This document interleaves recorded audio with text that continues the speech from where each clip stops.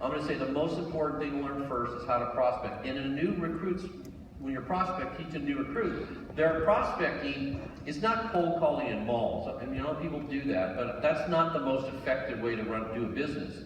It's their warm market. So if I was, with IL and TJ, what I want to do is get their list. I'd say your warm market list that we put together here, that's your prospecting list. We're going to prospect that list. We're going to prospect them, and then from that, we're going to close transactions. We're going to recruit some people. We're going to get referrals. The people we recruit, we're going to get their list. So that's going to be, a number of more people, and then we're going to get referrals. So we're going to create a business and for you through the prospecting through your warm market. Because what we want to do, it's much easier to build a business through a person's warm market, assuming that people like and trust them, right? And they have credibility within that warm market. That's the easiest way to build a primary business. I know people have done it, cold calling, all that. That's a way to do it, but it's not. It's a more difficult. You have to go through so many more people, and I don't think most people are open or willing to do that.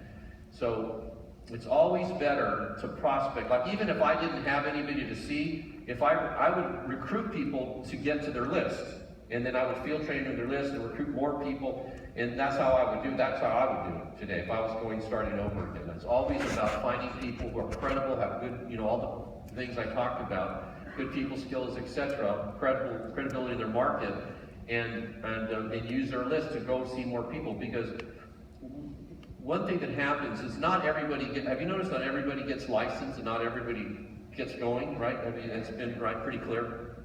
So when you prospect a person's list, or if I've recruit them and I have their list, even if they don't continue, if I have their list, I have say 25 or 30 or 40 or sometimes 50 names, I have 25, 30, 40, 50 people that I can contact, even if they end up not leaving. So one of the things I would tell a new recruit, I'd say, this is your list. And I'd have a list. I said, this is your list that we're going to work off in the prospecting.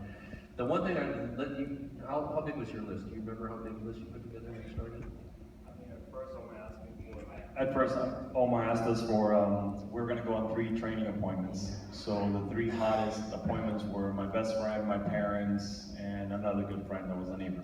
Okay, but did you have more people to see them? Definitely. How big of a list could you put together? Omar would have asked you for what? Our wedding list was 450. Okay, see, there you go. So then a 50 name list would be a piece of cake for you guys. Okay, so let's say I have 50 names, and I'd say, look, I am TJ. This list right here, I don't know, it could be worth several $1,000s, it could be worth $1 million, it could be worth $10 million. I don't know these people, but I'm assuming there's a lot of great people here, and I know that sometimes people get started and then they decide it's not for them or they quit for whatever reason, and I just want to ask your permission, if for whatever reason you don't go forward, this list here, we've helped you out already, you've got your F&A, you've got your program going, you're excited about that, and I know you care about these people and you'd want them to have a similar situation, right? As you guys have. Absolutely. Okay, so if you end up leaving, I want to in advance get your permission so that I can contact those people so they're able to receive the same kind of benefits that you've been able to receive. Does that work for you? You guys okay with that? We're okay with that. Okay, great. So I would always ask that because people quit, and if they quit, I've got 50 names. You see? So if you don't get the list, the most important thing with a new person is a list. To me, I don't even care about the IBA. I want the list. Because with the list, if they don't have the IBA, I'm going to make something happen on that, and I'm going to motivate them to get their IBA in because of the list. Because we're going to make stuff happen. Does that make sense? So the list to me was everything. If I recruit somebody with no warm market, well, number one, I personally would never recruit anybody that didn't have a warm market because it's a waste of time. I'm not going to go create a market for them. I don't have time to do that. So the list is critical because that list is invaluable. Because what if you find an Omar on that list, or a Rick Susie on that list, or a Chris Howard on that list, right? I mean, that's why I'm saying it could be worth literally millions of dollars. It could be worth several thousand. I don't know, but I know it's worth a lot of money.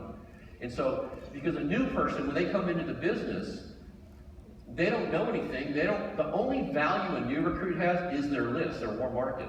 They don't have any other value at this point because they don't know anything. They're not licensed. They can't make anything happen. The list is what they bring. That's you think the $99 is their payment, but that's nothing, right? It's not the payment. The list is the payment. I'm going to teach them how to be successful with this list, and then get them licensed, get them productive, and get them having, success. So prospecting is the first thing. Because why it's first is because you got to first prospect, right, to set appointments, which is the second thing. The second thing is you got to teach people how to set appointments.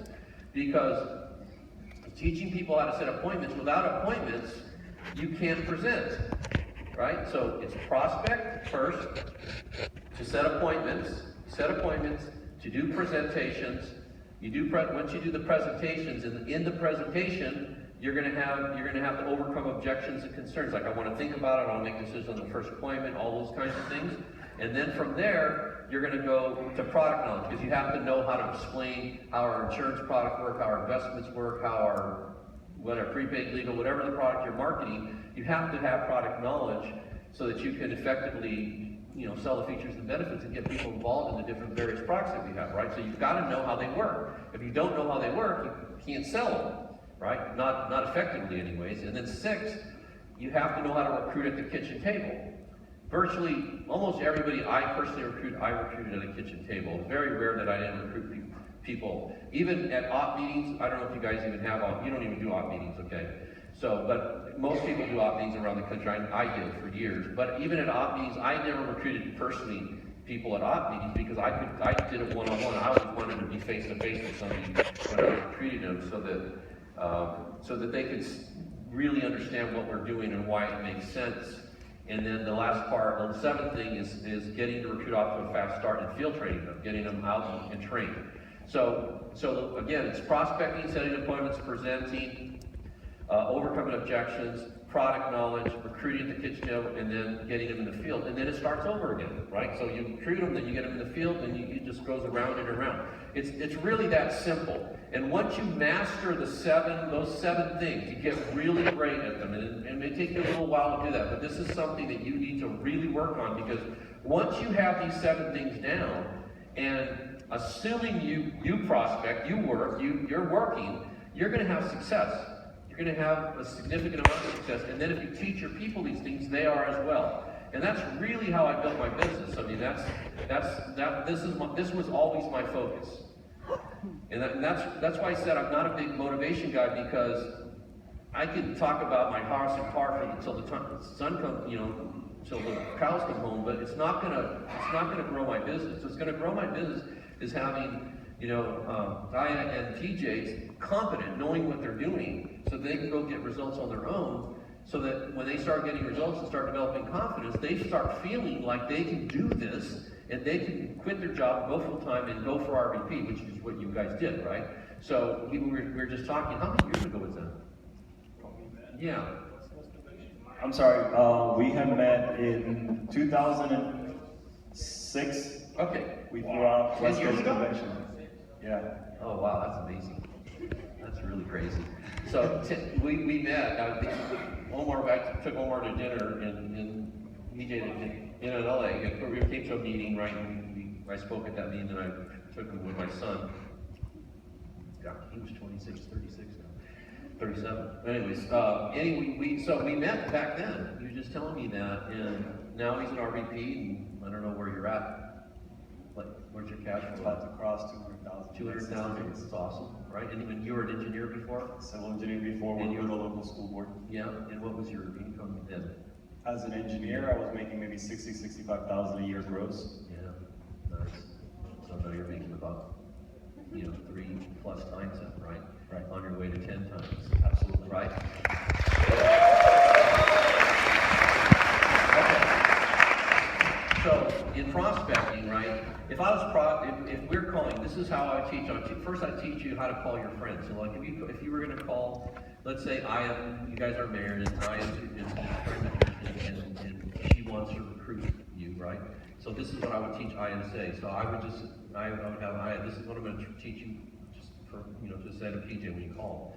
Just tell him, hey PJ, how you doing? This is Aya, right? How's life going? I might do a little chit chat. Say, look, the reason I'm calling is I'm starting a new venture, a new business, and I'm just really excited about it. In fact, I'm so excited about it, I'm actually thinking about changing careers and doing this as a career. But before I do that, I want to get some feedback from people that I admire, people that I trust, people that I want to get their feedback to take a look at it, and then I want them to tell me what they think about that. Would you be open to helping me do that? Right? So that's what you do.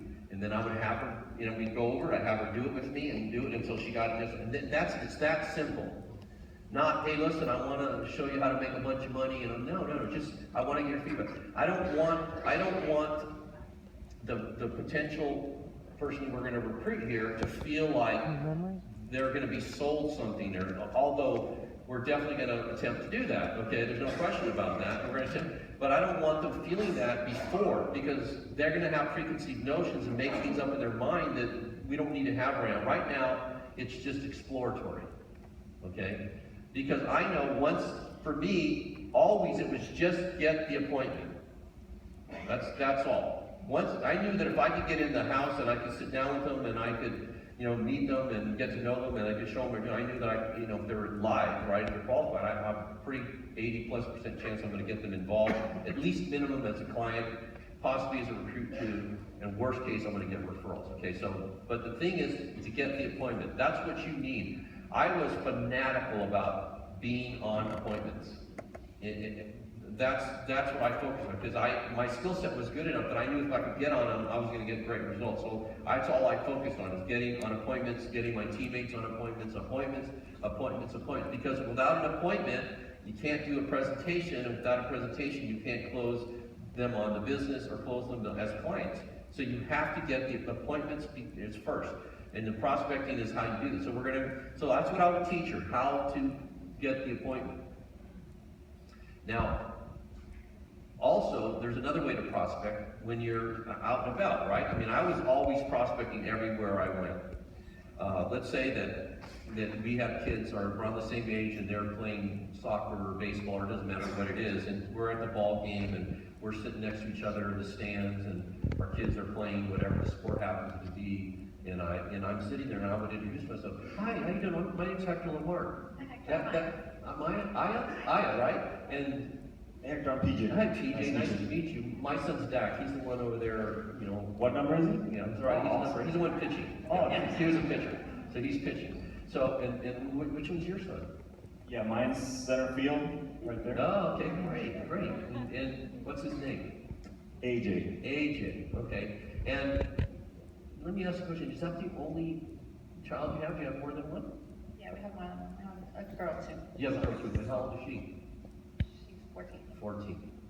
So, I'm curious, when you bought your home, is it because of the school system in the area?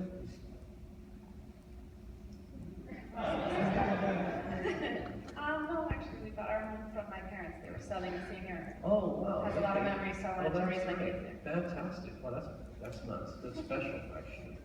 So why do I ask that question? I ask that question because I want to know if they own a home. But I don't want to say, do you own a home? No, I don't want to do that, right? I want to ask, so when you buy your house, I know they have 2 kids, I know they're married, I want to know if they have a home, if they own a home. So when you bought your house, right, is there because of the school system? And she goes, no, because my parents, oh, that's awesome, it's special. Right, so now I know, are they qualified? Yeah. Are you fortunate enough to work close to home? Do you guys both work close to home?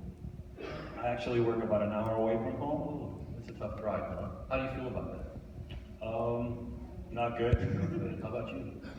About a half hour. Okay. So they both work, so I know they're doing well, right? And what do you guys do? I'm a network engineer for a finance company. Oh, wow. Is that an IT thing, an IT position? Yep. And And I'm a civil engineer. I work for the Broward school system. I build schools for them. you're some sharp people. Wow. Amazing. Do you guys see yourselves doing that for the rest of your life? Is that what you resign yourself to doing? Is working? Honestly, I never really thought about it. I just, it's kind of like what my dad did, and go to school, you get a job, and hopefully retire one day. I got you. So let me ask you a question. I'm in the process of building a business here. I'm looking for sharp people. If there were a way that you could earn considerably more than you're currently earning, and be your own boss and call your own shots, and do your own thing and be in control 100% of your life? Are either of you open to something like that? Is that something you feel to exploring? Absolutely. Definitely. Okay, great. Well, so why don't we exchange, phones and emails, and I'll send you some information, and maybe we can get together and talk about it. Right now's not the right Sounds time. great. That's how I would do it. That's the way I would, if I was meeting somebody, I would do it like that. Does that seem pushy to you? No, it's not pushy. What am I doing? I'm just asking questions, aren't I? Right? That's all. Just asking questions. I'm getting information. The main thing I want to know, are they qualified? They're like mega qualified, right? 2 kids, homeowners, great, they're professionals. I mean, they got everything going on for me. I know that if I could get them involved in the business, there's no doubt that they would be successful. There's no doubt about it in my mind, if they would actually just do what I teach them to do. Right? So that's a qualification. That's part of prospecting. Those are the 2 ways of prospecting. I mean, I don't have time to go into every single detail, but I just want to get you the idea of how you start to do this, right? Okay? And then the setting appointments. I did the 1 appointment. Teaching them how to set appointments is critical. You have a way of teaching people how to set appointments, right? That's something, when I'd be teaching them, I would role play that with them. If I was doing IA or PJ, I would be role playing that until they did it comfortably, naturally, where it wasn't like stilted. Let's go back just one more time, and make sure you say this time or whatever. I would go back and forth until they got it down. Until I would set an appointment with them. That's the way I would look at it. Well, that's perfect. That's awesome. You're going to do great. So that's all you need to do. And then if you're calling, another way of setting appointments is a referral, right? It's a common thing. If you got a referral, you would do it a little differently than if you're calling a friend. If I'm calling a friend, I'm going to just be really direct and clear, more clear like that. But if I'm calling PJ as a referral, let's say that you gave me his number, I'm calling PJ as a referral, I would call up PJ and then I'd say, hey PJ, hello, is this PJ? It is. Hey PJ, my name's Hector LaMarque. We have a mutual friend in Aya. Aya, your friend Aya? Of course. Yeah. Anyways, I was recently meeting with her, and I was able to help her get into a program that she was really excited about. And I asked her, who do you care about most that might be interested in getting themselves in a position where they're completely debt-free and are able to save considerable amounts of money, more than they were, and be able to retire maybe 5 or 10 or 15 years sooner. And you were one of the first names she brought up. Is that true? Are you one of those persons that would be interested? Awesome, yeah, absolutely. Okay, well, great. Well, what I like to do is I like to set up a time that we can sit down and meet and explore it and see if it makes sense for you or not. And normally I do appointments at 6 and 8 o'clock in the evening. Is one of those times better than the other for you? Yeah, like 8 o'clock would be better. So this week I've got Monday or Wednesday open at 8 o'clock. Which one of those days do you think? Wednesday works good. Wednesday, 8 o'clock. Okay, great. And then I'd say, make sure I know he's married her, but I'd say make sure your spouse is Aya, right? And make sure she's there, and this is going to be really great information. And I know that when you see it, you're going to be really excited, because I know Aya was really excited, and it's made a huge difference in her outlook in the future, and I know it's going to be the same for you. I'm really looking forward to meeting you. She spoke so highly of you. Oh, nice, thanks. That's how I would set the appointment, just like that. Again, pushy? Nope. No pushy. No. Just natural, talking, no big deal, okay? And then, now on the presentation part, I'm not going to do a presentation, but the main thing with the presentation, when you're doing a presentation, if I'm sitting down, I'm going through our credibility. Our company's been in business for is it like 35 years ago? Oh gosh. Yeah. 39 years, we're on the New York Stock Exchange, all that stuff. And, our company is just exploding right now. We've helped so many people. We have, millions and millions of people that we've helped over the years. And it's very exciting. And then I go for that. And then but the main thing I want to do on an appointment, once I go through the credibility is the easy part. I want to make sure they completely and totally understand what we do for people. Okay, so the thing that I always accentuated, right? I would accentuate, especially today. I like to talk about getting debt-free. And I'll tell you why I like to talk about that. Because everybody wants to get debt-free. I don't know anybody that doesn't want to get debt-free. Do you know anybody that doesn't want to get debt-free? No, I want to be in debt. I want to be really stressed and worried about my house and car payments. No, everybody wants to be debt-free. So the reason I talk about that on the debt-free part is because that's one of the things we can do. And it doesn't really cost anything. It's a really simple thing. And nobody has a plan to get debt-free. Everybody has, knows they want things, but very few people have a plan to get debt-free. So I would talk about, I said, one of the things that we do for our clients is we put together a strategy for them to get completely debt-free. And that strategy, and I would show them, you could show them how that works, right? And the stacking and all. I said, this is what we do for people. We sit down, we show them, we take a look at their debt situation, and then we orchestrate a plan to get them completely debt-free. And what I mean by debt-free, I mean at some point in the future where they pay their home off, they pay their cars off, they're completely debt-free, where they don't have any liabilities or any outstanding. And what that does, like for example, if we were to able to do that for you, help you form a plan to get you debt-free, how much extra money in a month do you think you guys might have? Oh wow, between If you mortgage had no and credit mortgage, cards, no credit cards, no car payments. $3,000? Yeah, wow. How would that feel? Yeah, you'd like that, huh? So if I could formulate and put together a plan that would allow you to get to that place in much faster, faster than you normally are planning on pays to now, I'm assuming that would be something you would absolutely want to take advantage of. Am I right? Absolutely. Yeah. Okay, great. So you see, I'm getting a commitment, right? So I got a commitment right here. You're getting everybody wants to be debt free. So then now with that $3,000 that we freed up, so assuming you have the extra $3,000 a month, you can do a lot of things with that. You can start saving and investing, right? Let's say you took half of it, $1,500 a month, and you started investing in that. Well, that's going to allow you to do. It's going to allow you probably already have some sort of saving from the companies right now, I would imagine, right? We have a little 401k. A bit of savings. This would accelerate that and allow you to get to a position so that you could retire much sooner if you chose to. I mean, not everybody wants to retire, but if you did, you would be in a position to do that. Or maybe if you didn't want to continue along your career path, you could change careers if you wanted. You would be able to do that, not be stressed out about it.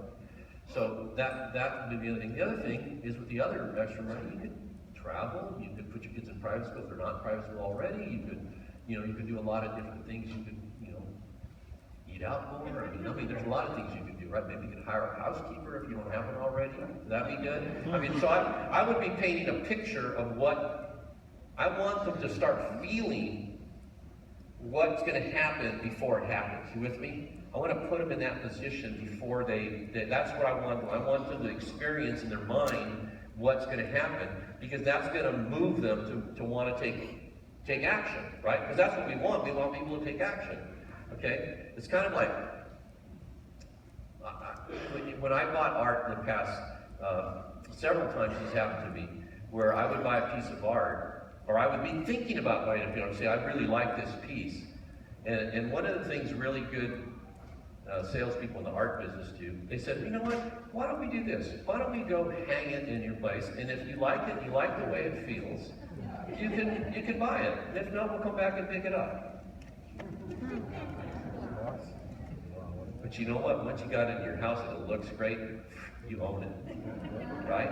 It's a brilliant way to do that. So, but what it is they're getting you to feel what it feels like living with it and enjoying it before you actually pay for it, which is really smart, okay?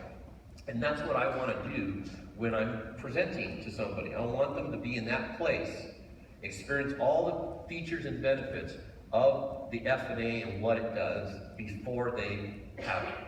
Okay, because if they do, they're going to be more apt to go forward.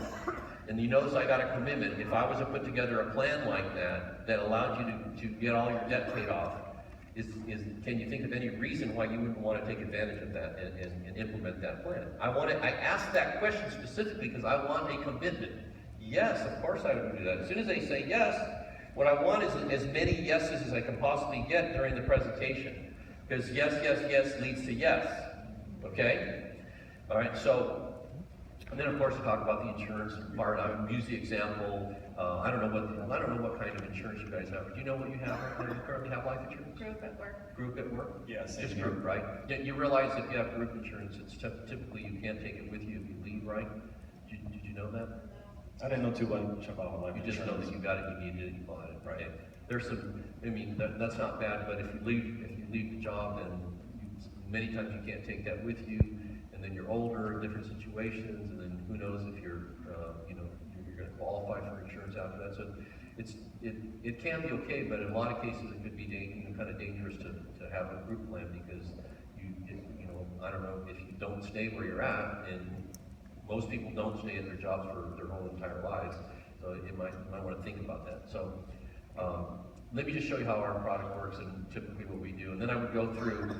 This is a person that had $50,000 of whole, or like this is my situation.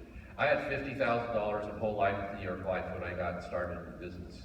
I was like, I think I was 22 when I bought that policy, and it was $50 a month for $50,000, right? At 22 years of age, that's a complete ripoff, right? So that's what I had. And so what they were able to do for me, and I might just share this story, what they were able to do for me, I was able, through our company, Primerica, was able to buy $250,000 on me and $50,000 on my wife for $40 a month. Wow. So that was, 6 times the coverage for 2/3 the cost, well, not quite 2/3, but, for almost the same, a little bit less than I was paying. And then I was, with that plan I had before, I was going to have like $26,000 in my account, my cash value account when I reached 65, which, at 65, that would be worth about $26, right, in inflation. So they were able to do that for me, and then they helped me invest in a couple of IRAs and mutual funds, and, the difference was so dramatic. I was like, oh my gosh, everybody should do this. This is incredible. And so that's what I did. So what we could do is we could take a look at your situation and see how that fares up, and then we can go from there, all right? And then, so I would, question? Sounds good. Okay. So I would just explain how that works, and you guys use a before and after thing, don't you? Yeah, so you show the before and the after. So if you were in a situation like this, you had a situation like this before and then after, I mean, is there any way that you would not change? No, you would. Okay, great. And so that's what I would do. Then I would, after I go through that, you can talk about some of the other things we have. You know what they are, all the different products we have and services we offer. But the bottom line is getting them to do the F&A. Once I do the F&A and I get a commitment, once the F&A is done, I get a commitment. Then the recruiting happens. Okay, then that's when I'm going to start talking about the recruiting. So when you're talking about the products, right? Because the product knowledge is overcoming objections. So some of the objections that come up are what? Like, what do you guys hear most often? It's cheaper through work than what you're offering me. Yeah, and like I said, how much cheaper is it? The company covers my Oh, salary, so and then they pay for part of it. Yeah. Well, that's good. You can't beat that. That's good. That's a good situation. But if it's not, is it the appropriate amount of coverage? That's what we've got to figure out. Is it the appropriate amount, or do you have enough? Do you know if you do or not? No, I don't know. You don't know. Okay, so through the F&A we're going to find out. So maybe we need to add some and increase it, right? Could be, and maybe, I don't know if we could afford it, Hector. You can afford what? I don't know if we could afford the life insurance.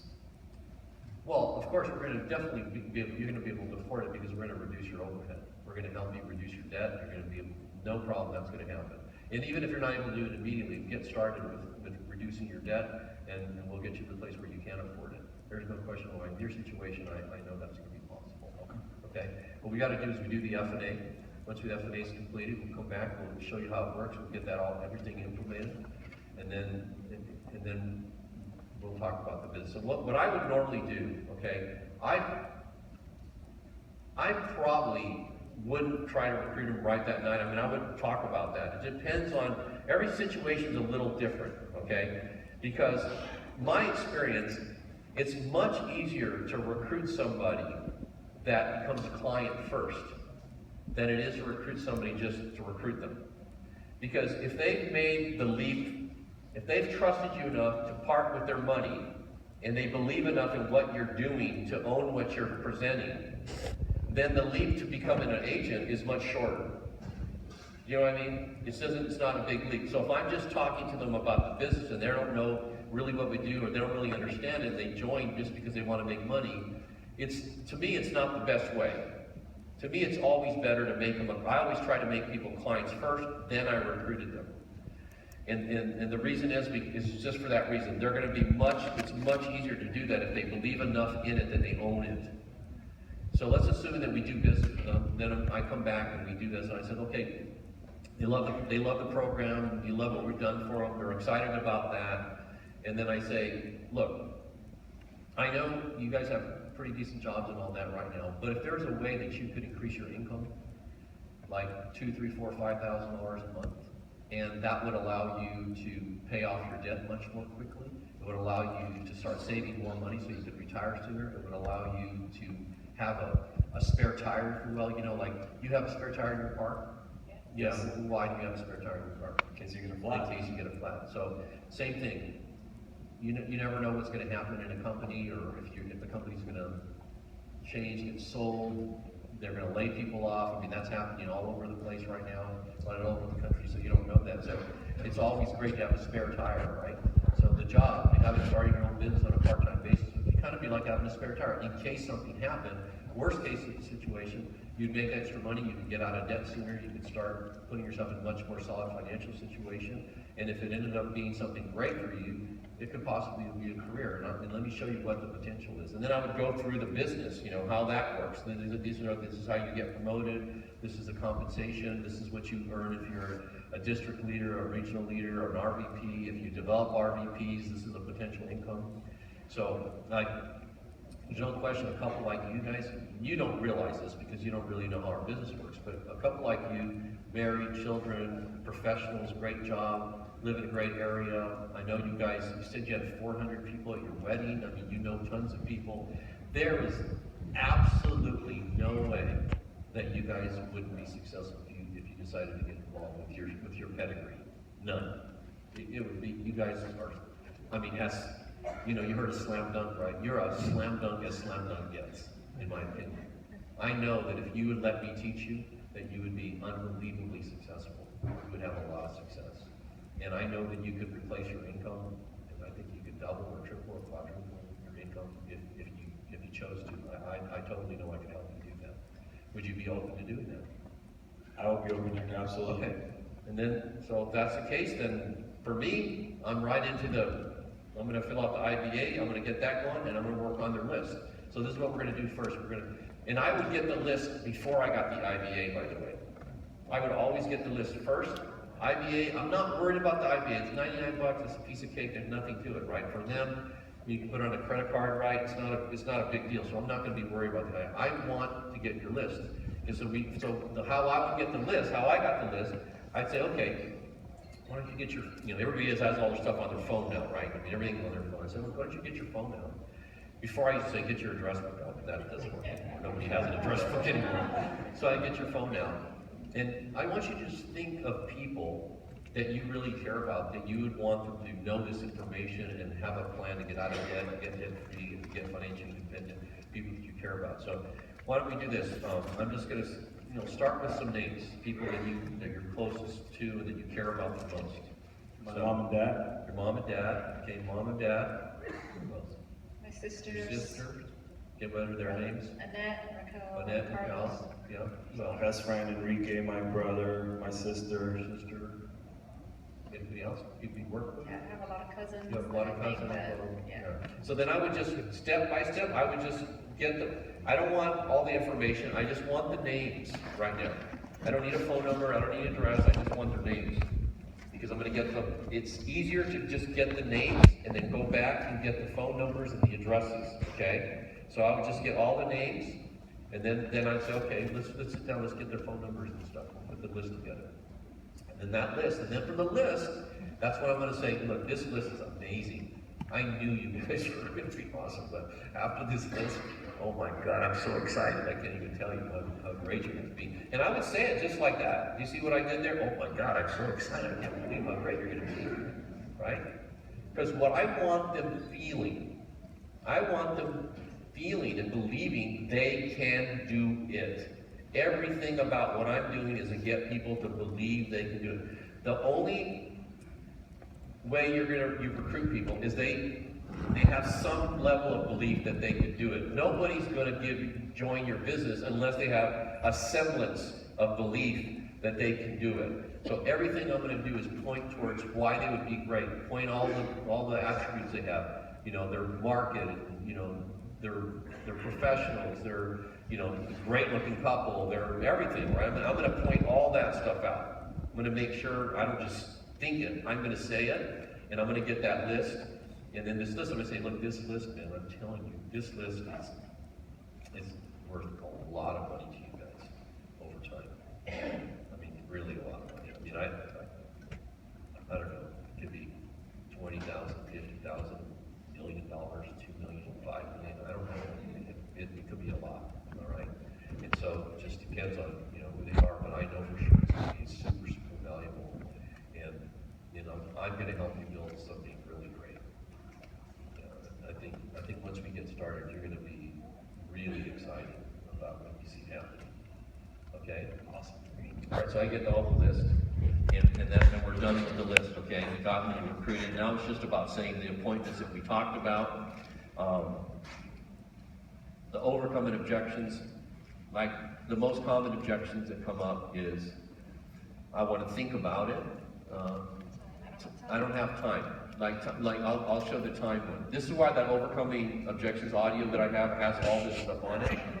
So if somebody tells me I don't have time, this is what I said. Okay, let's kind of just think about this. How many hours a week do you work? About 60 to 80. Ooh, you do work a lot. Yeah, you too. About 40 to 50. Okay, so you have more time than I do. So maybe I doesn't have a lot of time because you have 2 kids and a lot of obligations. So if I could take PJ out and show him how to do this and help him make, you know, 2 or 3 or 4 or 5,000 extra a month, you'd be okay with that, right? Absolutely. Okay, great, all right. So then I said, you definitely, she legitimately has a time issue, right? But you don't. If you're working 40 or 50 hours a week, you have time. So what time do you typically get home from work? Construction, I'm usually there at 6 and I'm home by 4. Oh, okay, so you're home early. All right, that's awesome. So you won't have any problem at all because you have, you know, most appointments we're going to do are going to be like 6 o'clock, maybe 8 o'clock. You know, typically I do appointments at 6 and 8. That's typically when people want to meet. So time is not an issue here. But if it was a time, like if he said the same, well, I don't know if I have time. I say, well, look, you work 40, 50 hours a week. You get home at 4 o'clock, so from 4 to 9 o'clock, right? So that's when we see people. That's 5 hours. That's 5 days a week. That's 25 hours. And then you work Saturday and Sunday? Nope. Okay, so then you got all day Saturday and Sunday. So let's say another 8 hours on each of those 2 days. So that's a lot of hours. Yeah. So time's really not an issue, is it? No, not at all. Because when people say, I don't have time, what they're really saying is, I don't think it's worth the time I might invest. That's what they're really saying. It's very rarely. 80 hours a week, that I can buy. With 2 kids, that's buy. I buy that. Not 40, 50 hours, no way. So what really happens, that's why the presentation and how you do that is so important, because when people say I don't have time, it's not really the time issue. It's that I don't feel like if I invest time, I'm going to get the payoff that I think I should get. That's what they're really saying. So that's really more of a presentation problem, how you didn't present the business or the opportunity and how it works, and they don't understand, they don't see the value in going forward. That's why going through the compensation and all that is really clear. I think one thing that all of you need to do, if you haven't done this, I know Omar has this down, but you need to know the comp. Like, backwards, forwards, sideways, every which way. You really need to understand all the bonuses, how they work, everything. Because if you can't explain how the compensation works, and you have a sharp couple like this, you're not going to recruit them. They have to see that, oh my God, I have the potential to do that. You know, because even if you're not making a lot of money, if you're part of Omar's team, right, you can talk about Omar, or you can talk about PJ and Aya here. You know, there's you guys have a lot of people doing well, right? Okay, so it's not like 1 or 2, it's a bunch, I mean, I know my hierarchy, you know, I've got like 10 or 11 people that make over $1 million a year, and a bunch more that make, you know, I don't know how many make over between 100 and 1 million, a lot. Okay, so there's a lot of people to point to, and then if you use, you know, I would always have, you know, that, what's that, the President's Council, or the book, what's the book called? Financial The financial, you know, that's how involved I am. Now, that book, I would use that book, I'd always have it, because I, you know, and if I was trying to recruit them, I would go through the book, and I would like take one of those, you know how you can, what do they call that? Put a little sticky, so, yeah, tab on everybody who's an engineer, who's in the IT business, and I'd say, hey, you know, look, by the way, let me show you some of the people that do what you guys do, and what they're doing, and you show them. That's what I would do. People just like you, people that have your background. I would have that book. Before I was on the appointment, if Omar was, I'm training Omar, I would make sure that he told me as much as he could about them and what kind of job they're in and what they're doing, so that I know what to talk about when I get on that appointment. And I would have that book, like I said, and I would go through it and highlight all the people that were, you know, like them, so that they could see that they could do it. Again, getting back to getting them to believe they can do it is the most important thing. It's always belief. Always believe. People will only ever attempt something they think they have an opportunity to succeed at. They won't attempt, if they think they can't do it, they won't even try. So you've got to present in a way that gets them believing it's possible. It's like, even if after I did the presentation and they're like pretty impressed by it, I'd say, now, can you see that virtually everybody in the country needs a plan like this and needs to do something like this? Yes, You can see that, right? Okay. So that means our market is just, it's just humongous. It's gigantic. I mean, it is so big, it's incredible. And people need this. And so once you get good at it, you know what you're doing, which I'm going to teach you how to do, right? The market's basically limitless. It really is. It's really big. Like I talked about earlier about how big, we only have like, but 2% of the market in Florida. I don't even think it's that much, right? I think it's less than that, okay? In the country, it's absolutely nothing. And product knowledge, you've got to know the products, guys. You've got to know how they work. You need to study. This takes work. It's probably a little boring, but when you tie the work and the preparation to you accomplishing your goals and you getting financially independent, when you tie them together, then it makes it not work anymore. You know what I'm saying? So when this work that you need to do, that you're going to have to do, if you tie it to you getting everything you want in life, then it's not work anymore. I never looked at this as work to me. This is my ticket to where I wanted to go in my life and what I want to accomplish, and it turned out to be that. So you need to know the products. You need to know how our life products work. You need to know how you guys do a lot of securities. You got to be everything, every product. So you need to know how they work. You need to train people on how they work so that people are confident presenting them. And there's big money. I mean, there's big money in securities. There's big money obviously in the life business, but there's bigger money in developing people. That's where all the real big money's at. Okay, like I had, we were saying I haven't seen a client since 1992, but since that time, I've made a lot of money. Okay, and it's all from developing people. Right, it's 100% from that focus.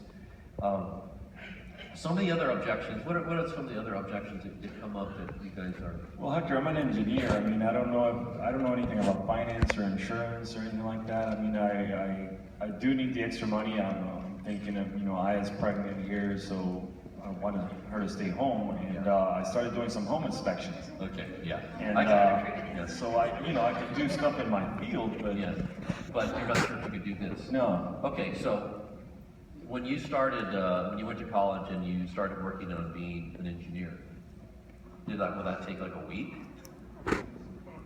No.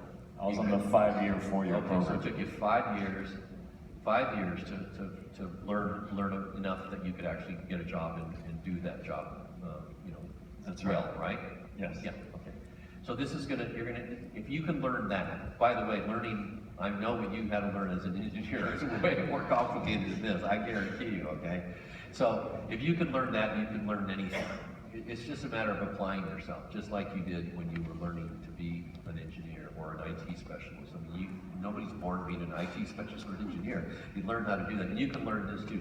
The difference in learning this versus learning that, like you said you're at, at $60,000 a year. You guys are making decent money. That's nothing to sneeze at. But in learning this, if you do it well, and you do what I teach you, and you do it like I've done it, you're going to make 10 times or more what you're currently making. Do you feel like it would be worth it to invest your time and energy if you felt you had the potential to make 10 times what you're currently making? Yes. Okay. So really, it's not a matter of whether you can do it. You can definitely do it. It's just a matter of you deciding, I'd like to improve my situation financially and have a better life. Not that you have a bad life, but if your income was 10 times what it is, it'd be a bit better. Would you agree? And you'd be okay with that. I am too. Yeah. Okay. No 8-hour weeks on it. Yeah. No 8 hour. Yeah. Exactly. So, and that's another thing I would talk about. Are you okay with working 8 hours a week? No, I hate If there was a way that you could work a lot less, or maybe not even work at all, would that be something that you'd be open to? Yeah, being a full-time mom would be a dream. We're gonna get her out of here. That's gonna happen. All right. Yeah. No, you did. Yeah. There you go. See, birds of a feather. Okay. Yeah. So that's great. I mean, but people when they say I'm not a salesperson. Nobody's born a salesperson. Like I said that earlier. Right? Boom, salesperson, or engineer, or IT. No, it doesn't work like that. All of it's learned. Like everything that I've done today and everything all this stuff that I know how to do, I learned how to do that. I didn't know how to do that. When I graduated from college, I have a degree in psychology. I was going to be a clinical psychologist. I didn't know anything at all about money. I didn't have any money. So I didn't know anything about money. I didn't know about finance. I didn't know anything about sales. I didn't know anything about anything. I learned all of it. When I got into the sales business, I got in the retail jewelry business right out of college, right? Because I needed a job, and I figured out to make any money, decent money, as a psychologist, I would have to have a PhD, which would be another 4 or 5 years of study and all that. And I had 2 little kids. It's like, no way, that ain't happening. I can't do that. So I got a job in sales and selling jewelry. In fact, it was so bad. I never even owned a tie or knew how to tie a tie. I was an athlete. I played basketball, I played tennis. I was in shorts and t-shirts all the time, right? So I didn't even own a coat or suit or a tie. And so we were broke back then, and my first job in sales, I got, my wife had a JCPenney's card because we had no money. So we went to the store, JCPenney's, and I bought some dress shirts, and I bought some clip-on ties. Because I didn't know how to tie a tie. So I said, shoot, I don't know how to tie a tie.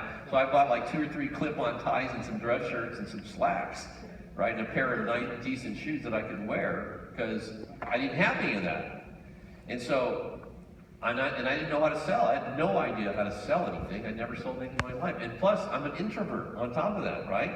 So what I did, I've always been a really voracious reader. I went to the bookstore and I bought 5 books on sales. Joe Girard's book on selling cars. They're all in like How I Raised Myself from Failure to Success by Ben. I read like 5 different books on sales, and then I read all of them like in a week. And then I started my job, and I was so naive. I just applied all of the techniques and principles in the book, and I took off like crazy. I started selling like crazy. And then I saw this other store that was really busy, and I went and got a job at the store. And in fact, I went back like 3 or 4 times, and they wouldn't hire me. And finally, I said, "Look, just hire me. If I don't work out, it's during the Christmas season, you can let me go. You can fire me. Just hire me. I promise you, I'm going to do a bridge." I closed them on hiring me, and then I got stuck with a much busier company. And then what happened from there? I did such a great job because I learned how to sell, right? And I was listening to Hopkins and all that back then. And then from there, 5 months later, they made me a manager of a store. I started at $900 a month, and five months later, I was making $3,000 a month. This is back like in 1979, in 80, a long time ago. And And then I went, oh my God, this is like unbelievable. And then I found Primerica. Well, I tried those other things like I mentioned earlier, but then thank God I found Primerica. But I learned how to do all that is the point I'm getting at. It's all learnable. I don't care even if you think you can't do it. I know you can do it. You can do it, for sure, no doubt. Now, you're going to have to be uncomfortable. You're going to have to, apply yourself. You're going to have to stop watching TV as much as you're going to have to make some concessions in your life if you're going to be successful. There's no easy road. Because you make a living from 9 to 5 and you get wealthy from 5 on. You're not going to get wealthy from 9 to 5. It ain't going to happen, okay? So you're going to have to do something more if you have a desire to become wealthy and get financially independent and get debt free and all that. So then, recruiting at the kitchen table is really just a simple thing. I always recruited off the shortfall. It's so easy when somebody, especially if they don't have enough money, like if we did an F&A today, and most people, in my experience in talking to everybody, when you do an F&A, what percentage of people have a shortfall to what they actually really need to accomplish their goals? 100%. Like 100%, right? I mean, it's got to be pretty close to that. It's really rare to run into somebody that doesn't, okay? So if they have a shortfall, I would recruit off the shortfall. So I'm sitting across the kitchen table and we put the plan together and we find out that you guys need to be saving actually $1,200 a month to meet the goals that you said you had, right? Right now you're saving $200 a month. So you basically have $1,000 a month shortfall. So one of the two things is going to happen. You got to reduce your goals and your dreams that you want to have, or you got to increase your income. Right. What would you rather do? Increase our income. Okay, great. So making an extra $1,000 a month once you get licensed and you get fully licensed and know what you're doing, that's a piece of cake. That's not difficult to do. You just got to apply yourself a little bit. But I think that's thinking way too small. I think you need to be thinking about replacing your income and making 2, 3, 4, 5, 10 times what you're making. I think you guys as a couple are that kind of couple. You're the kind of people that should be thinking really big.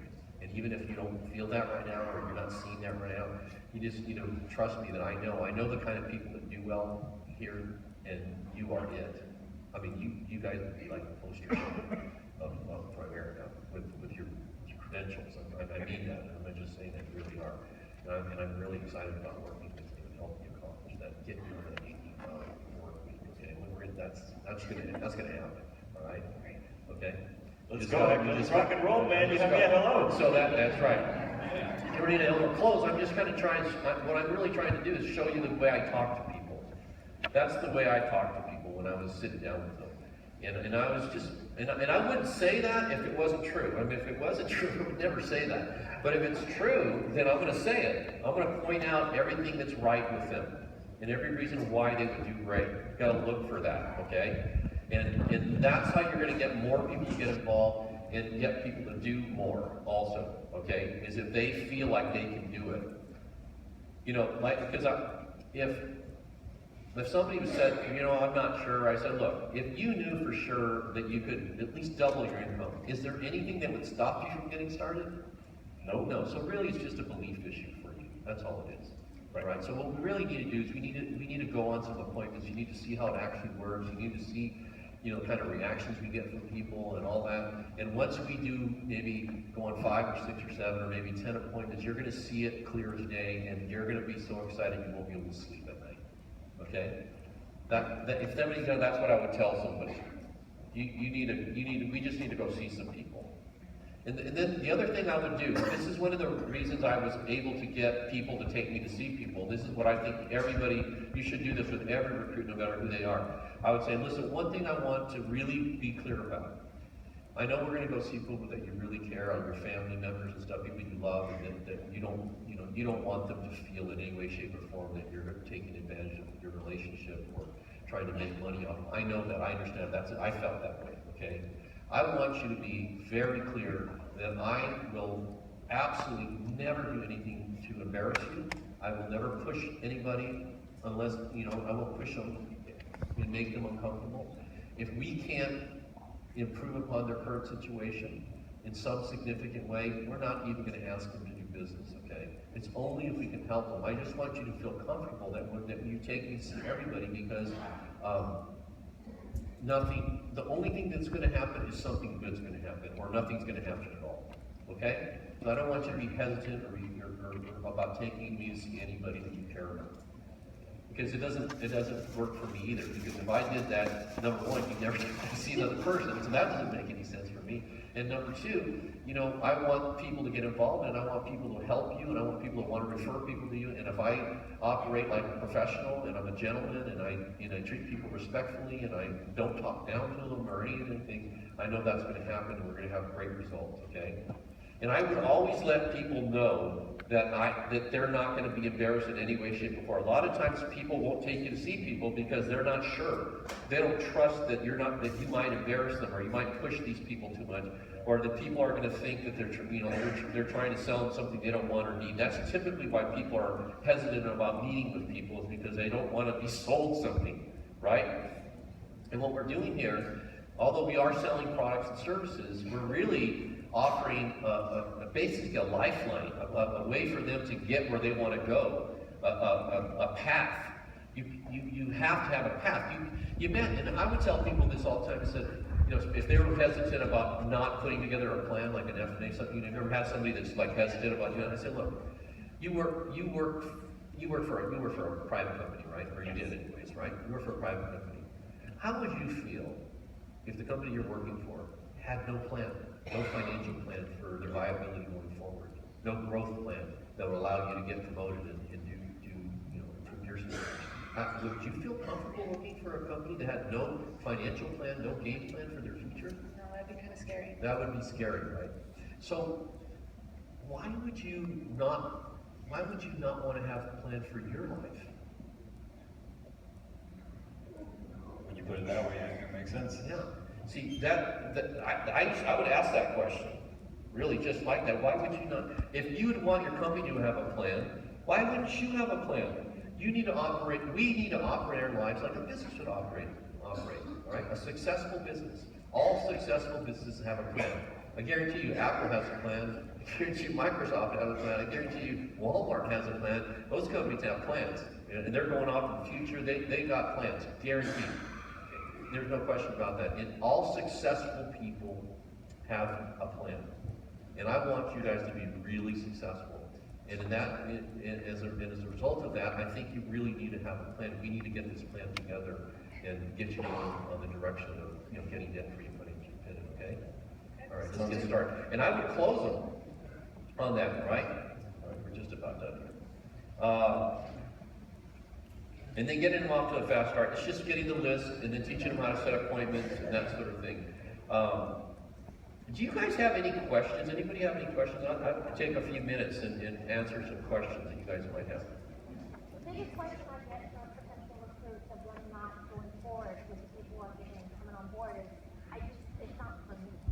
And I'm getting that from people who are even like county finance majors, or for people that have said, I'm not sure what I want to do, I'm looking for more, and then all of a sudden they're like, I don't think it's.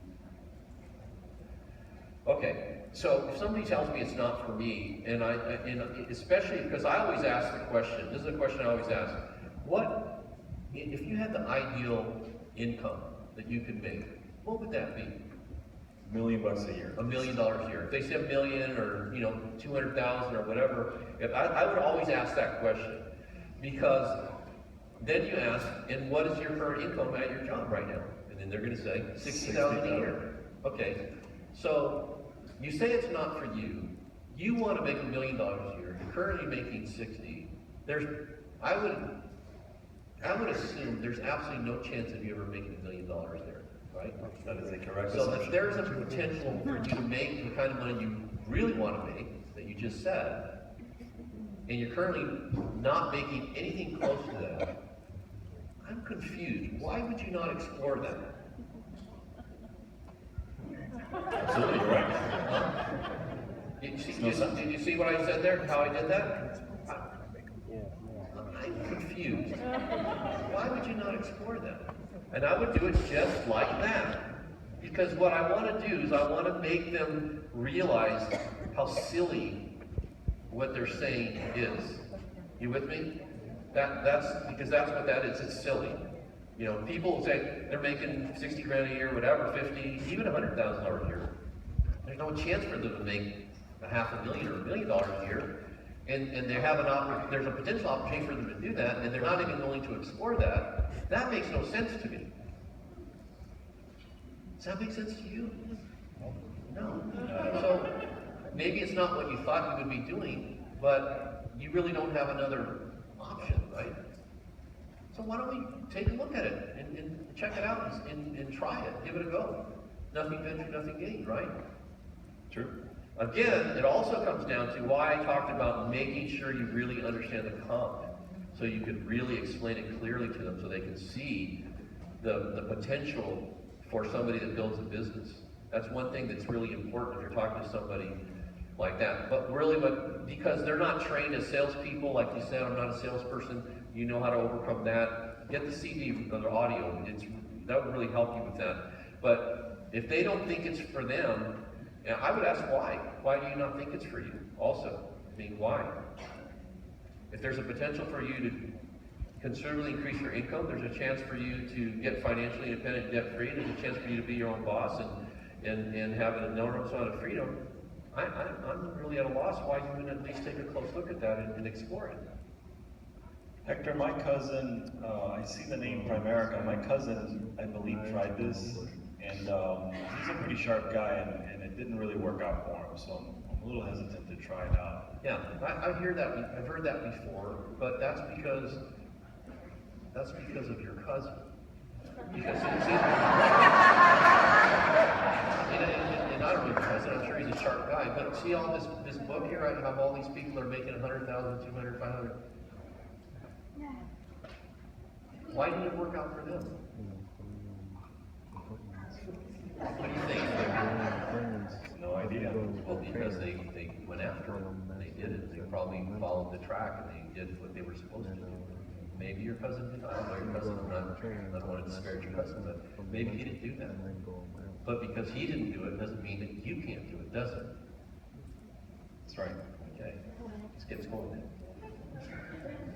How do you get, for the people that need to go on a fast start, how do you get them to do a lot of appointments? I'm getting people that have full-time jobs, and they really, in a month, the most they've given me is like 5 appointments.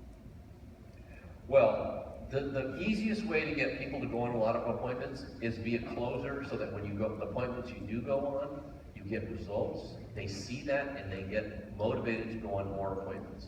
You know what? That's why I did that thing earlier. I said, if I would go on an appointment with you tonight, how many of you would set up an appointment with me?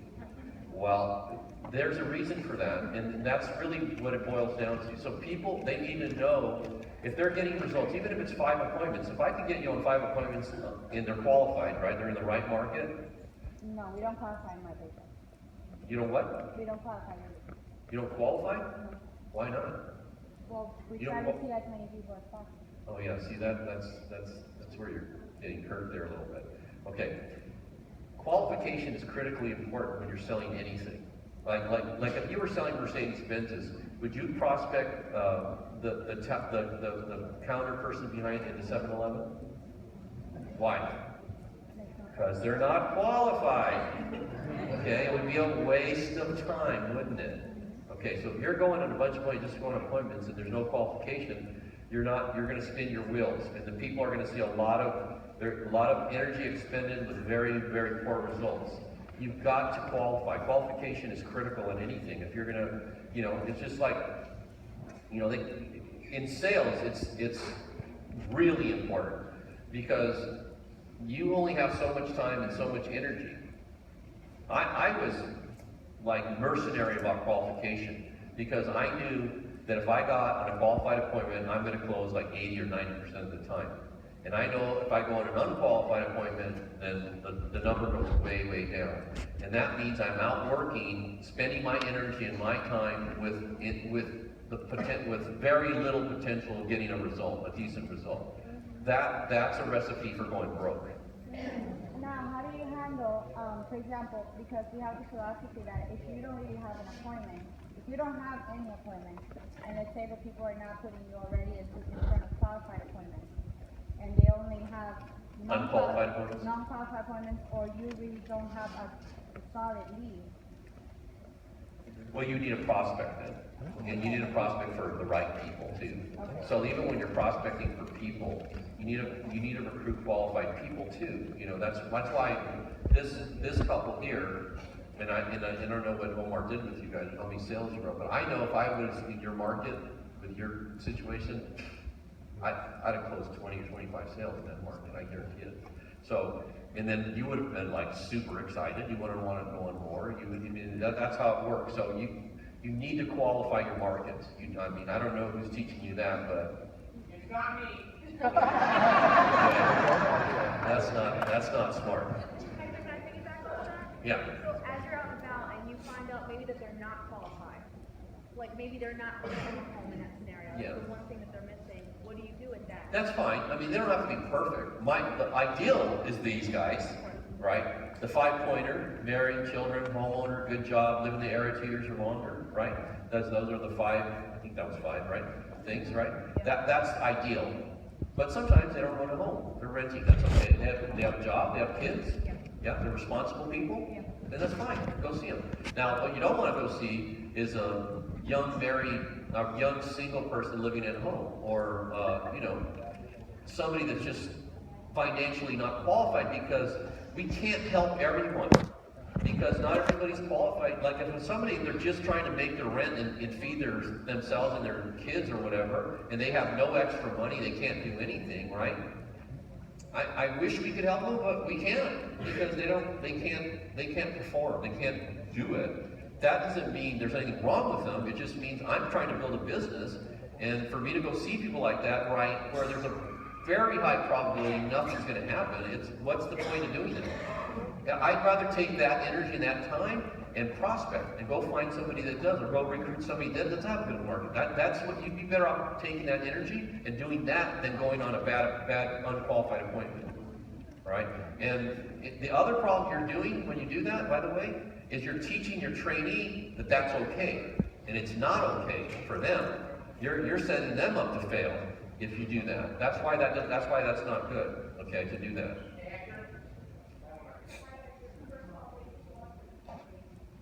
Welcome.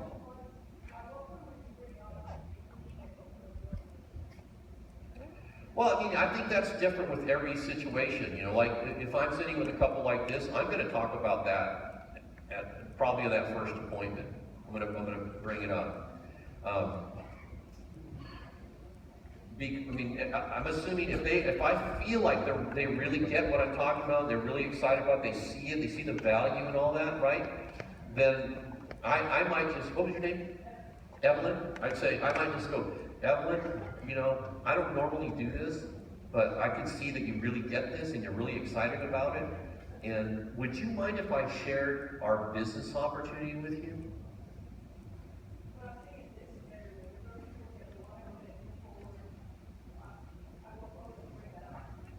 After I've closed done the F&A. After I do that, and I got commitments, because I'm going to get commitments on the F&A before I leave. In other words, like if I do an F&A, if I'm doing an F&A, I'm going to put all the F&A together, right? And then I'm going to say, look, when I come back, I'm going to come back with a plan. That plan is going to be a very clear plan on how you can get debt free, how you're going to get debt free.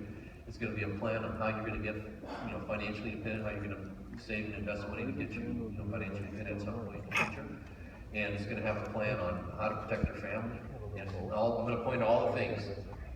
So I'm going to put a lot of energy into this. I'm going to spend some time making sure it's just right and customized just for you guys. So when I do that and I come back and the plan does everything I say it's going to do, right? I just want to know if I can get a commitment from you that if it actually does, and of course if it doesn't, I don't expect you to, but if it does, I want to just get a commitment that you're going to go forward, because otherwise there's no point in me coming back if you're not going to do it, if it actually performs. Is that okay? Can I get a commitment from you? Yeah, if it performs and it makes sense. Okay, great. That's perfect. And if it doesn't, of course, I would never ask. Okay? So I would get the commitment like that. I would always get a commitment. Because I don't want to spend all my time doing an F&A and come back and they go, oh, that's great, I want to think about it. No, that's not happening, okay? I'm getting a commitment up front so that when I come back, we're doing business. And then I'm gonna recruit them. But if they agree to that, I might go ahead and talk about the business there as well.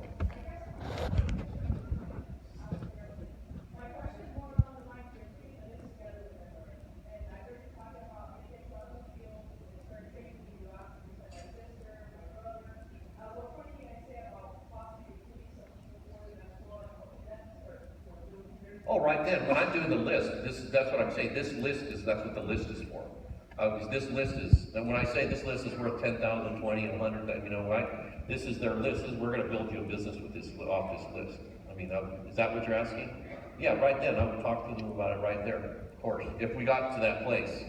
Yeah, if you got the list going, we're gonna build them a team. That's the whole point of this. Some of these people are only gonna become clients, some of them are gonna give us referrals, some of them we're gonna get involved in the business and we're gonna build you a team. We're gonna get you to, you know, the first goal is get you to district leader, then the regional leader, then the regional vice president.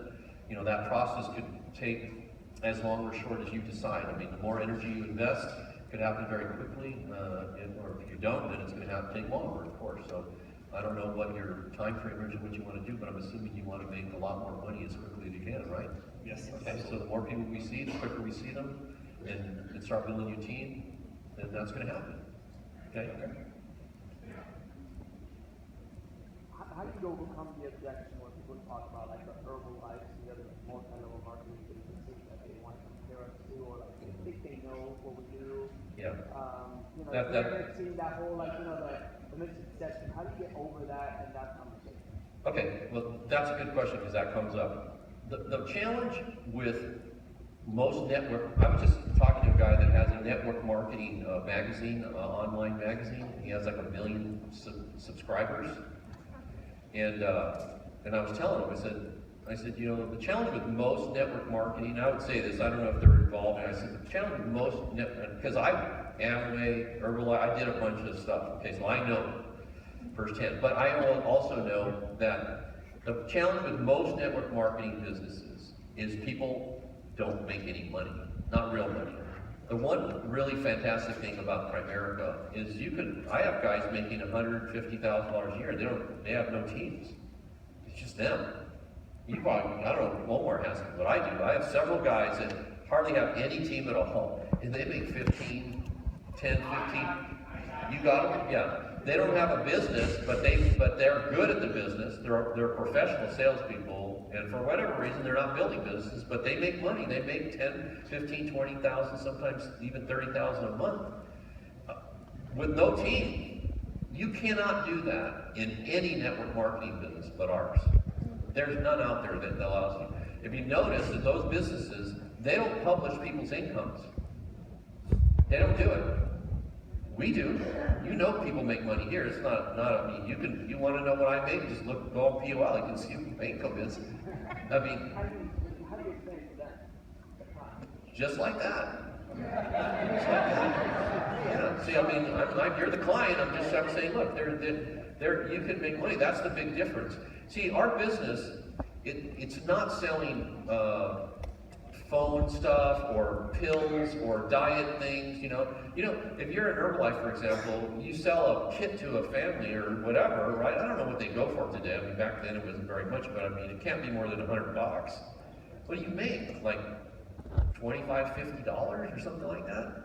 You spend the same amount of time. In our business, when you sit down and you do a complete plan, where you do a life sale and an investment and whatever, I mean, it's not unheard of to make, and especially if you do a decent investment, to make $300,000, $500,000, $1,000 or more, right?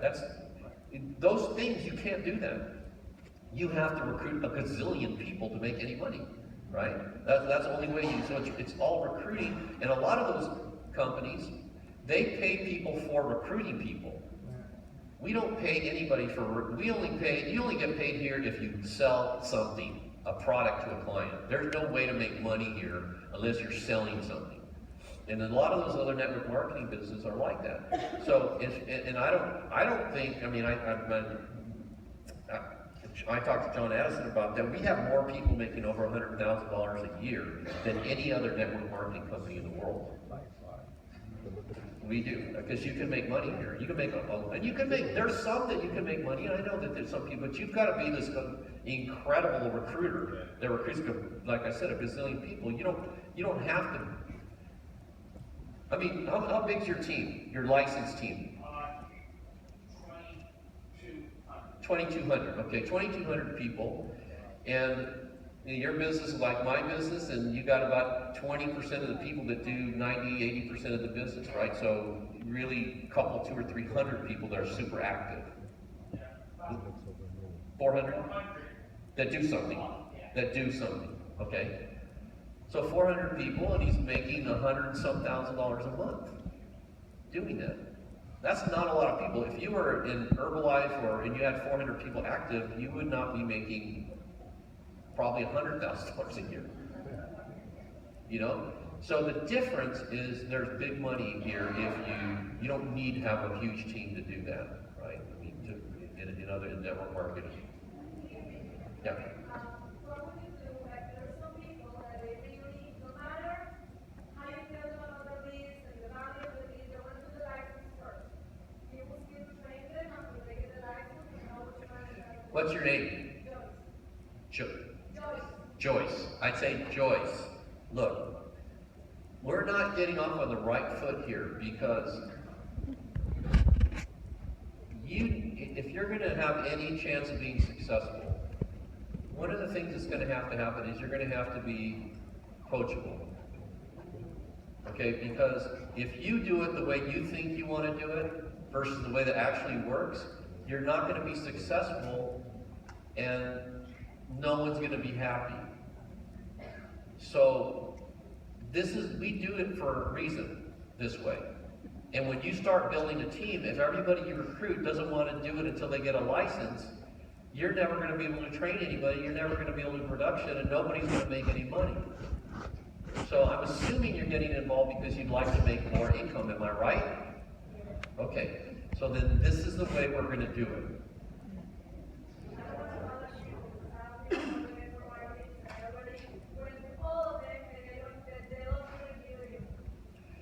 Well, why did they lose credibility? Because nothing worked? Okay, well then, that's even more of a reason why you need to do it the way I'm telling you, because this is the way you're going to make the most money, and I'm assuming you want to make the most money possible. Am I right in assuming that? Okay, so what you're saying, you're scared of what they're going to think about you. Okay. But let me just point something out to you. People who are afraid what other people think about them have virtually no chance to be successful. And I know you want to be successful, right? So why don't we approach the people and get appointments with the ones that we can, and then as you get better, we'll get appointments with the other ones. You have success, more, you show signs of success, we can get with those other people. Okay? All right? You with me? All right, thank you.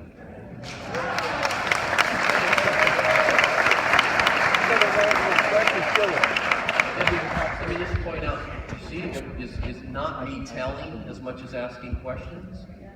See, you want to be successful, these questions, all these questions are the answer, aren't they?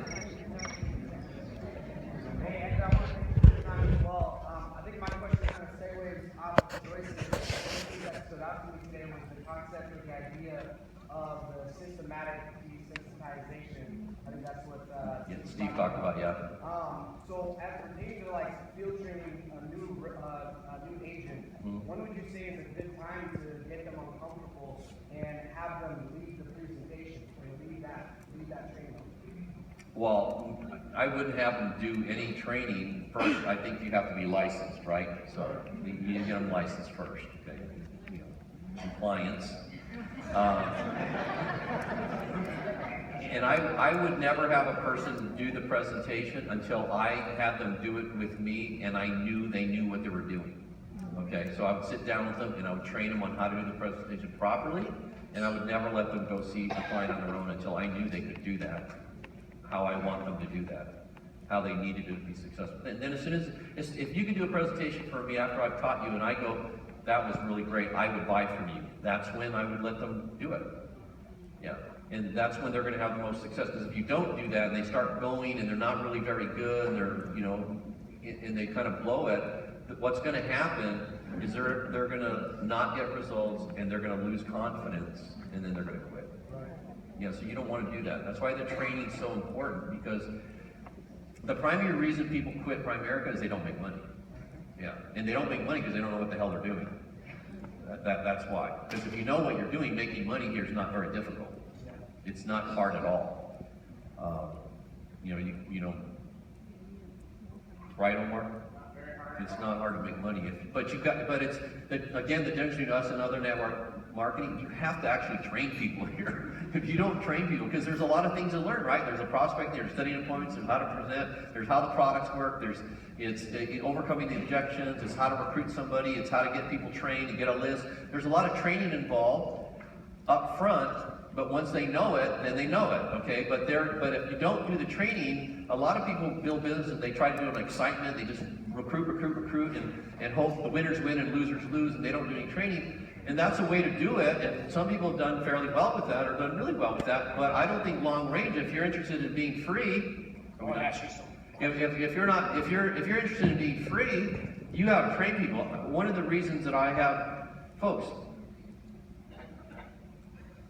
my wife was diagnosed with breast cancer 9 years ago in October, and since then I have not done virtually any meetings, very few in that time period, because I was already financially independent and I was making a lot of money, you never, you know, cancer is a scary thing. You don't know.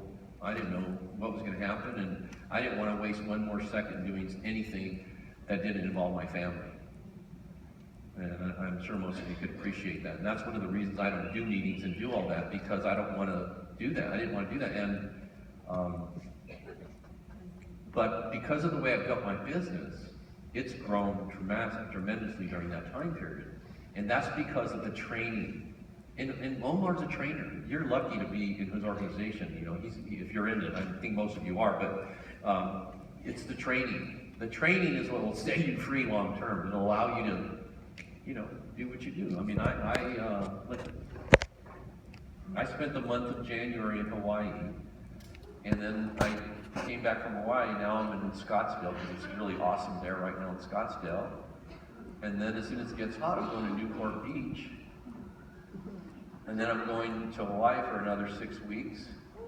And then I don't know what else I'm doing. I don't have a plan, okay? But I'm just saying, I have an embarrassingly good life, but it's because of the training. I'm telling you, I'll say that over and over and over again. It's teaching people like this, doing this over and over and over and over and over again, until you get people really, really confident, really great, and then it gets easy.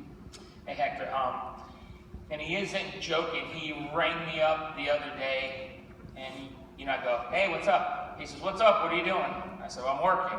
"What are you doing?" He goes, "Laying on the beach." Thanks, Hector. I needed that. No, the question is, when you were like really cranking it years and years ago, I don't know if this is an excuse or not, but the world's changed. I mean, nowadays people wait longer, and then they wind up getting hitched up later. Married, you mean? Married later on in life, you know?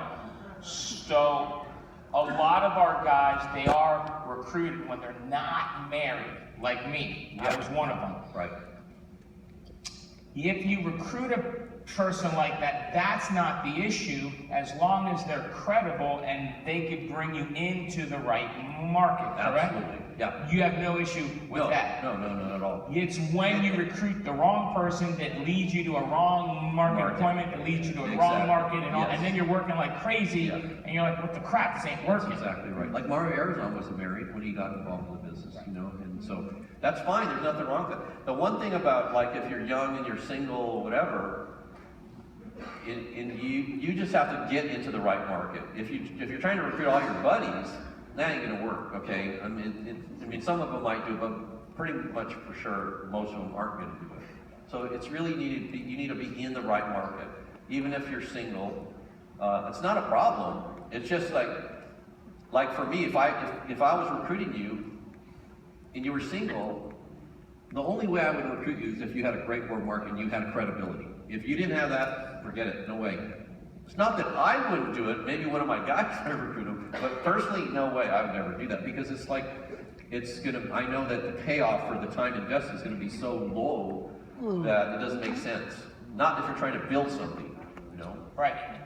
And then what happens is, rather than them trying to prospect more and recruit another person, they're like, well, I got this one, even though they have no credibility and at least he's willing to try. Yeah. And so now they're going to waste their energy and time working with this person versus using that energy and time in prospecting to try to get another recruit for the right market, the right people that could lead you into the right market too. Absolutely, 100%, yeah. So, you know, nothing is 100%, okay? So, I would say my goal would be to have 80% of the people, like, really in the right market. And the wrong market people would be a very small percentage of those people. And the better you get, like Omar, I was thinking about Arizona, but Omar, who's making over $1 million a year, he's really successful already, he's really good at the business. For him to work with anybody that's not like this couple is stupid, okay? Because he's got so much knowledge and ability, right, to help somebody, and for him to spend a lot of energy with somebody that doesn't have the right market. And if you're in the wrong market, you're not quite that, I'm not saying you can't be successful, of course you can. You're just gonna have to get really good. Like if you're young people ask me, well, I've got a young guy. I say, well, if you're young, it's a challenge, because you're gonna, you know, if you're in the right markets, you're gonna be sitting down with, you know, 30-year-olds, 35-year-olds, 40-year-olds, you know, husband, wife. If you're like 22 years old and you're just young and you're single, the only way to overcome it is you've got to be really good at what you do. You've got to got these 7 fundamentals down. You've got to have it down. You've got to be good. Once people know you're good, then the age becomes irrelevant. It just doesn't matter, okay? It's really how good you are at the business. So my advice to you is, if you're not, you know, you need to just get better at the business. You got to get really, really good so that you can attract the right kind of people. That's basically it. Because like attracts like. So if you're really good, you're going to be able to attract really good people. And if you're really good at teaching, you're going to be able to keep those people, because you're going to teach them how to make money and how to succeed, and they're going to stay. Again, people leave Primerica because they don't make money. People leave everything because they don't make money. It's not just Primerica, but that's why people quit. So my goal has always been is to teach people how to be successful across the kitchen table so they can make money so they can stay. That's always my thought. If I can get you great at the kitchen table where you can close people, you can make money, you will stay here over time. Hey Hector, the lady right there, in the white, right here. Right here. Keep it right. Okay, all right. Hi. Sure.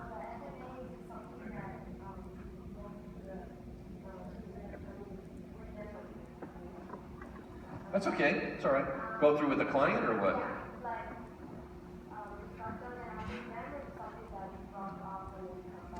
Oh, no, you have to sit down and go through, do it with them, yeah. Because, you know, an F&A is like garbage in, garbage out. If you don't have the right information in there, it's not gonna work, you know. Yes, the first appointment. Yeah. Are you just starting, or who's training you? Yeah, well, you're new. You need to get them teach you how to actually do an F&A, how to process one. Who's your upline? Yeah. Who's your upline? I can look it up. That's okay. But that's the thing. The training. I mean, you got to learn how to do that properly, because the reason an F&A is important is because it's a tool to allow you to market multiple products and help the client the most. Like, if you know, a lot of people probably only sell life insurance, or they only do securities. I don't understand that thought process. I think that's really dumb, but you should do both, and you should build a business, because that's where you're going to get free. But for whatever reason, some people just like they only do securities, or they only do life, and either one of those things, I think, to me, is a mistake. I think, you know, it's like having a store and you only sell like one product, and you have all these other products in your store, but you're only selling one of those products because whatever reasons you don't want to learn how to do the others or something. It doesn't make any sense to me. Limit your income. Red shirt. Good afternoon. I'm sorry, my voice is not good, but I want to ask you one thing. What do you have to advise to a woman which her husband doesn't support, let's see, probably economically, but knowing the business? You have 2 kids, which they are teenagers at the same thing, so you are by yourself in this, and you try to do it, but you have right now an hour and something videotaping, and they're calling me so many times, and I couldn't reject. Yeah. You have to cook, you have to wash, you have to do everything in your house. Go into it, try to do it everything for the dishes. Sometimes you don't have the same result as the men. Yeah, eres Latina. Y'all didn't know Hector knows Spanish, huh? Yeah, well, the advice I always give to whether it's a female or a male and their spouse isn't supportive is you need to make money. Okay, that usually fixes it. I mean, the reason a spouse, my wife was not supportive so much in the beginning either. What turned her around is I'd come home, here's a check for $600, here's a check for $1,000, and I would just start giving her checks, and she goes, oh. Yeah. So it's always really getting results. So that's why you've got to get your skill sets up so that you can get good results and you can start making money. If you're making money and your income's growing and you're doing well, they'll come around at some point. They, you know, I would think they would. I mean, I don't know your husband, but. I understand that point, and I know I'm getting better, and I'm getting my husband his mom. I will, 6 years already, correct? Well, good. And, the thing is that I'm growing myself, and I'm trying to do it. The big problem are lots and most of the things I understand, but I think most of the time is when you don't have the older part help you. Helping you. You go home and everything for you do it, and you have to do it because it's not, I don't know, but it's hard, that part, I don't know. Well, it is hard, and you know, it's hard for everybody. It may be extra hard for you, but again, you've got to get results, and nobody said it's not going to be difficult. It's just going to be worth it when you do it, and that's the way you have to look at it. You know, you have to look down the road, you know. Like, you know, a lot of times the way I would look at Primerica, the way I looked at Primerica when I started it, I looked at it like, well, I'm going to look at it like I'm going back to school, I'm going to get my MBA, I'm going to get my PhD. That's the way I looked at it. So I could have gone back to school, got my MBA, my master's and my PhD in counseling or psychology. That would have taken 5 years, and who knows how much money, and even then, who knows what I would have made at the end. So I said, you know, I'm going to take that, I'm going to learn this Primerica business, I'm going to treat it like it's going back and getting my PhD, and I'm going to get straight A's while I'm doing it, and when I get done, I'm going to make money. So that's how I looked at it. So for me, like I said, I'll say it again, I made 18 grand part-time, then 35, then 86. That was my 3rd year of school, right? And in my 4th year of school, I made $409,000, and then I graduated and I made $855,000. That's a freaking great degree, right? To think about it. So that's how I looked at Primerica. Is that how you looked at it? Exactly. That's how I looked at it. So that's the way you should look at this. You're coming, look, it's going to take a while, like you said, 5 years to get your degree, and you got a 60 grand a year job. How about 5 years and you make $855,000 in your 50 years? I mean, why not that? And by the way, all the time that you're going to school, you're getting paid as you're learning, right? When you're going back to school, you're just spending money. Right? If you go back to school, you're just spending money with the hope that you might get a job at the end. You don't even know if you're going to get a job. Right? Look at all these kids today that go to college and come out of school with $100,000, $200,000 in debt, and then they can't get a job. Right, yeah, PhDs, all kinds of stuff. Here, you could go through it, treat it like that, and I mean, what I mean by get straight A's, master all the fundamentals and master the business, and I guarantee you, if you do that right, and you work, the big gotcha is the work part, you're gonna make money, and potentially a lot of money. You think Omar and I are like special? We're not special. I'm not special at all. I'm determined, I'm committed, Relentless. but I'm not special. Yeah, you just mentioned work. How much of that of your time was work? And like, for instance, did you pick up golf while you were doing Oh, no, America or afterwards? I didn't play golf till I was financially independent. I was already financially independent. I started playing golf when I was 35, and I made my first million when I was 31, I think. And I was already way financially independent by the time I took up golf. I used to be I played tennis in college. I was a very good tennis player. I played #1 on my college tennis team, and I used to play tournament tennis. I love that. You know, I'm a competitive person, and I used to love playing tournament tennis. And I quit tournament tennis. I stopped doing everything. You know, while I was building my business, I didn't do that. I loved it, but I couldn't do that because it takes so much time and energy and build a business. So there's you know, you gotta make some sacrifices if you're gonna succeed. That's just the way it is. I mean, I wish there was an easy way, but unless you're born in the Lucky Sperm Club, you're gonna have to work your ass off. Okay. Our kids are that. Yeah, our kids are that. Lucky You know, Sperm Club. yeah, they are that. But Right here, Adam. Adam, Row one. all right. I'm gonna have to get going here. Yeah, last question. Yes. Right. Oh, you are? Okay.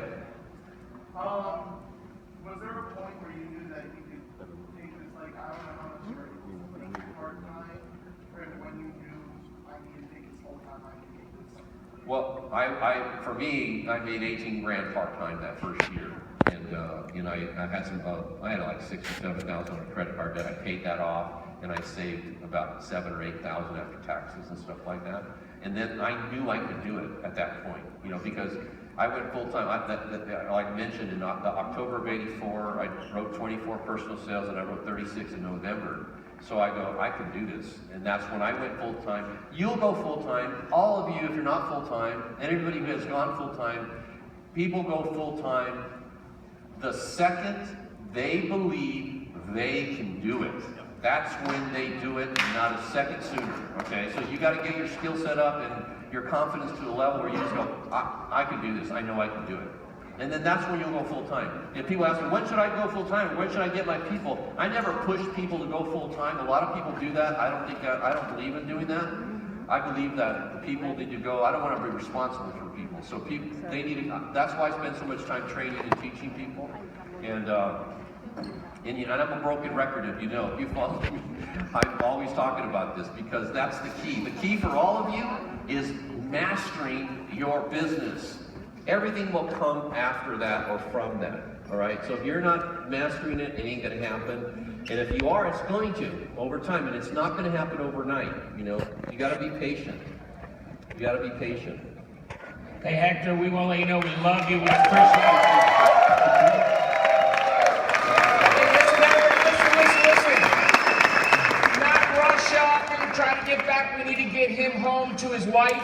His wife has been waiting all day long, and if we let one, we're gonna have hundreds. She's gonna be mad at me. His wife's gonna be mad at me, so we're out the gate, out the back. Thank you so much. Thank you.